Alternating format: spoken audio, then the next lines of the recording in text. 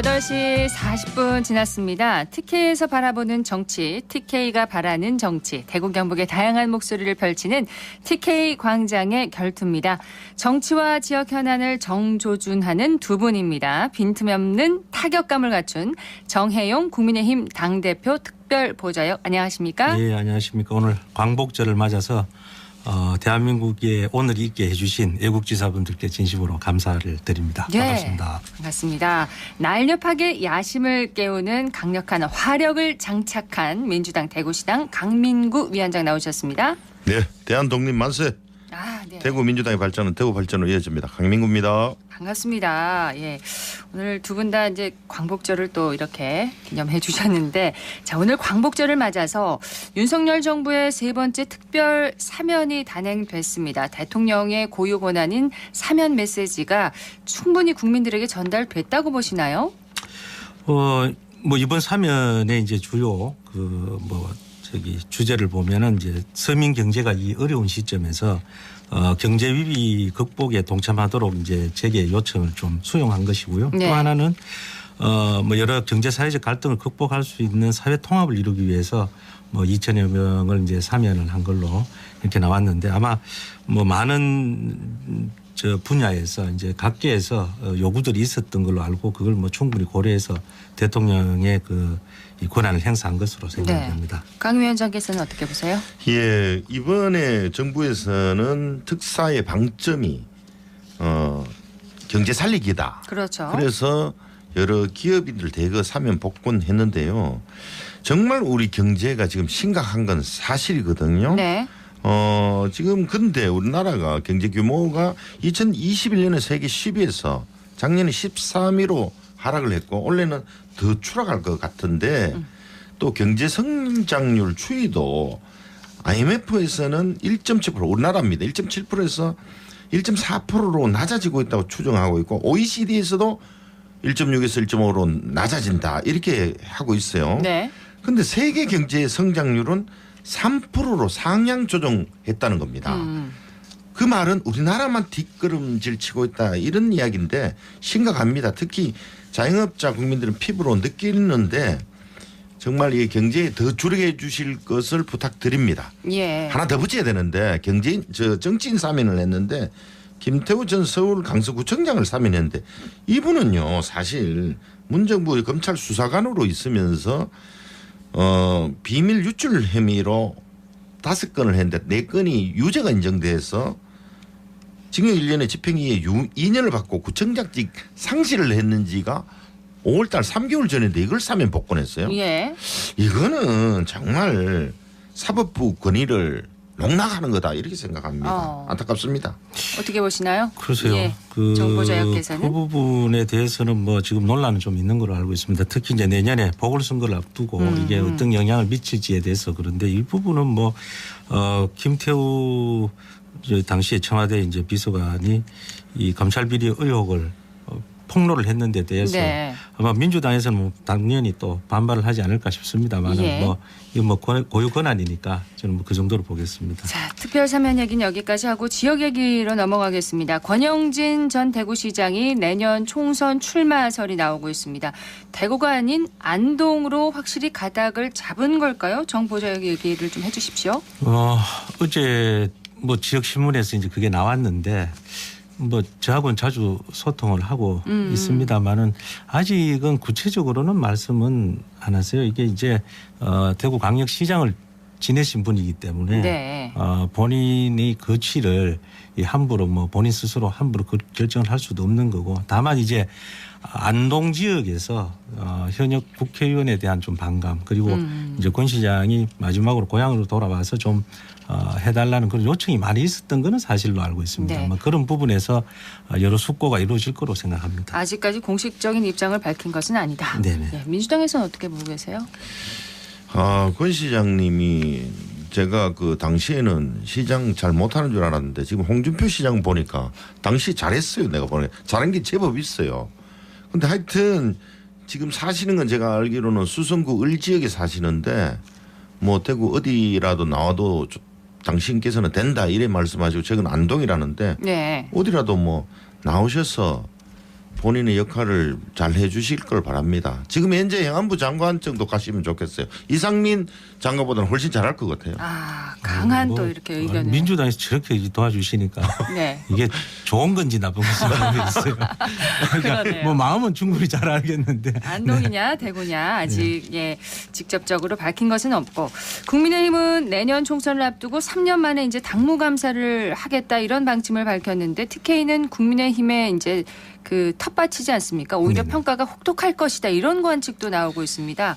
정보자께서 먼저 얘기를 해주세요. 뭐 저도 이제 중앙당에 있을 때 당무감사 경험이 많이 있습니다. 이제 그 사무처 당직자 시절에. 근데 그때 보면 대체로 이제 정량적 평가는 뭐 지역 활동, 뭐 언론 노출 빈도 이런 것들은 다 점수 테이블에 의해서 나오는 거고요. 네. 더 중요한 건 뭐냐면 그야말로 지역 여론입니다. 그러니까 이제 지역에 뭐 저 같은 경우 옛날 뭐 과거 한 10수년 전에는 뭐 다방도 가보고 부동산 뭐 복덕방도 가보고 뭐 이렇게 해서 사람들의 여론을 들었단 말이에요. 지금은 어떻게 해야 됩니까? 지금은 아마 뭐 온라인 같은 데도 있고 평들도 있을 건데요. 이제 이런 부분들이 좀 더 많이 노출돼 있기 때문에 아마 그런 부분에서 어떤 평가를 받을 건가. 뭐 대체로 지금 뭐 지역의 언론상으로 보면은 아주 부정적 평가가 많기 때문에 네. 아마 지금 많은 현역 국회의원님들이 좀 긴장하고 있지 않나. 뭐 지역 활동에 또 더 주력하고 있지 않나 이렇게 생각합니다. 네. 그 방금 말씀하신 거는 뭐 정성 평가라고 할 수 있겠네요. 네네.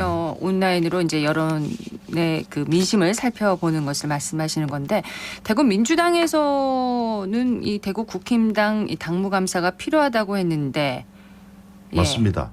저희들이 얼마 전에 그 국힘 당무감사를 좀 세게 해달라 시당위원장도 바뀌셨으니까 예. 그렇게 한 이유는 지금 전국적으로 폭우가 비상일 때 홍 시장께서도 골프 쳐가지고 당원권 10개월 정지를 되질 않나. 당시에 또 북구 을 지역인 김승수 국회의원은 지역구 지방의원하고 당원 120명과 함께 동해안으로 단합대회를 갖는 사실도 있거든요. 예. 그리고 국민의힘 시의원은 물론 탈당했지만 성갑 두고 황금 열쇠 마스크 제공 혐의로 공직선거법 위반으로 400만 원을 선고받았습니다. 또 중구 의원은 공무원 갑질 논란 짝퉁 판매 사건 수사 중이고 좀 며칠 전에 배태숙 국힘 중구 의원은 제한이 걸리자 유령회사를 설립해서 중구청과 수익 계약을 체결한 혐의로 고발된 상태거든요. 예. 부도덕하고 무책임한 사람들이 국힘이 많다. 정말 공천 한 국힘도 반성하시라 이런 거고 주민들께도 간곡하게 부탁드립니다. 이제 정당을 떠나서 사람 보고 일꾼 좀 뽑아주시기 바랍니다. 예. 이런 부분을 좀 검토를 하시는 건가요? 오늘 좀 당무감사의 지금 취지를 10월 11월에 하는 거는 뭐 이제 물론 아까 국회의원 말씀하셨는데 지역에 이제 총선을 앞두고 지역의 여론을 듣는 그런 것들이고 그 말씀하신 거는 이제 뭐 당무감사 차원이 아니라 이건 철저하게 이제 이 조사하고 밝혀주고 또 챙겨 나가야 될 문제죠. 사실 뭐 배태숙 의원 같은 경우에 뭐 이렇게 이제 30일 정지했는 데 대해서 저도 뭐 같은 당 출신이지만 네. 이 부분은 좀 아쉽다는 말씀 많이 드립니다. 이게 중구의회가 너무 뭐 제 식구 봐주기 아닌가 이런 뭐 비난을 병치 어렵다고 저는 생각합니다. 저희들도 당무감사를 지난 5, 6월 달에 했어요 벌써. 해가지고 이제 공석이라든지 직무대행 지역위원장 3분이나 또 교체가 되었습니다. 예. 예. 뭐 네. 이런 감사를 통해서 잘못된 공천을 한 의원에 대해서는 어느 정도 마이너스가 될 거라고 저는 봅니다. 자체적인 당무감사로 제대로 좀 여론의 추이를 좀 더 파악을 하는 그런 노력이 네네. 필요할 것 같습니다. 자, 경북의 집중호우로 예천에서 실종자 수색을 하다 숨진 해병대 고 최수근 상병 수사 얘기를 좀 해보겠습니다. 지금 해병대 수사단장은 집단 항명 수괴 혐의로 입건됐고 국방부 검찰단의 수사는 거부한다고 밝혔습니다. 수사 외압 의혹이 있는 상황에서 이 사건 조사자를 징계했는데 책임 소재를 밝히는 일이 이렇게 어려운 건가요? 어느 분께서 먼저 얘기를 해주시겠습니까? 예, 강민구 이 위원장. 부분은 예, 제가 해병대 518기예요. 해병대 출신이에요. 그렇습니까? 예, 정말 안타깝게 생각하는데 박정훈 이제 그 수사단장 군사 경찰이라 그러는데 옛날로 말하면 헌병대라는 말 아닙니까? 예, 이분이 최수근 상병 시신 앞에 죽음이 억울하지 않도록 철저히 조사하고 재발 방지하도록 약속하겠다 이랬고요. 그래서 열심히 수사해가지고 해병대 사령관은 3스타거든요. 예. 그 위에 해군 참모 총장, 국방부 장관한테 직접 대면 보고했다는 거 아닙니까? 그런데 국방부 법무관리관이 여러 가지 수사 외압이나 부당한 지시를 받았고 거절했다. 대한민국 해병대는 충성과 정의를 목숨처럼 생각하고 있다. 해병대 정신을 실천했다 이러잖아요. 예. 해병대 명찰이 빨간 이유는 빨간 거는 피를 이야기하고 안에 글자 노란 거는 땀을 이야기합니다. 이렇게 충직한 군인들을 왜 지금 현재 대통령 안보실, 국방부 장관, 차관, 법무관리관의 직권 남용 혐의가 있는지 의심스러운 상황으로까지 몰아오는지 해병 출신으로서 이번은 정말 명명백백하게 잘 밝혀지기를 바랍니다. 예, 조금 전에 이제 집단 항명 수괴 혐의라고 제가 말씀을 드렸는데 집단 항명으로 예, 그냥 항명 보겠습니다. 혐의로 이제 예, 들어갔죠. 항명 혐의로 그리고 이제 입건했죠. 어제 보면은 이제 박정훈 전 수사단장의 변호인은 지금 이제 아까 말씀하시는 우리 그 위원장님께서 말씀하신 뭐 윗선이 이제 대통령실 국가안보실을 지목을 처음에 했죠. 근데 예. 그 변호인은 이제 그건 아니다. 그리고 이제 조금 낮춰가지고 지금 이제 살짝 조금 이렇게 겨냥을 하는 것 같아요. 그래서 처음부터 너무 정치권에서 이 사건을 이제 뭐 대통령실을 겨냥해가지고 압력이다라고 몰고 가다가 지금 이제 이 사건이 진행되면서 이제 군검찰 수사심의위원회 심의를 요청해 놓은 상태고, 예.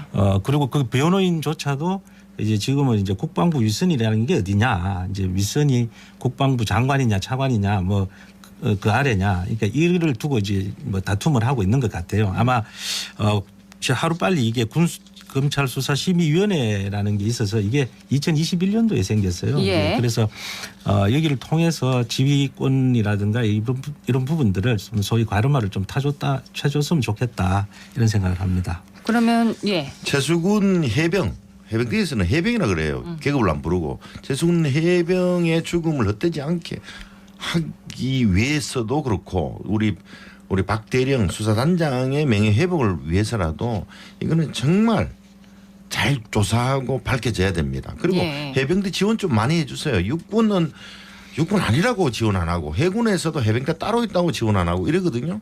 좀 많이 지원해 주셨으면 좋겠습니다. 해병대 지원까지 얘기를 또 해주셨는데 정 보좌역께서는 그러면은 군 검찰 수사심의위원회를 통해서 수사 외압의 의혹이 풀릴 수 있다고 그럼 보시나요? 이제 절차를 이렇게 해야 되는 거니까. 예. 뭐 일부 나온 것들도 있고 그렇지만 이게 이제 너무 포괄적으로 그러면 포괄적 책임까지 물을 거냐 뭐 이런 부분들까지도 따져보면 네. 이게 정치적으로 자꾸 이렇게 방송 나와서 할 문제가 아니라 이건 뭐 이 절차대로 가는 게 맞다고 생각을 합니다. 자, 8월 임시국회가 내일부터 열립니다. 잼버리 파행에 이제 책임 소재를 두고 여야 공방이 아주 뜨거울 것으로 보이는데 서로 남탓하지 말고 좀 문제의 핵심을 파고 들었으면 합니다. 강 위원장께서 먼저 얘기를 해주시겠어요? 이 문제는 자꾸 그 현 정부가 전 정권 탓하다가 이제는 전라북도 책임으로 자꾸 몰아가고 있는 듯한 인상입니다.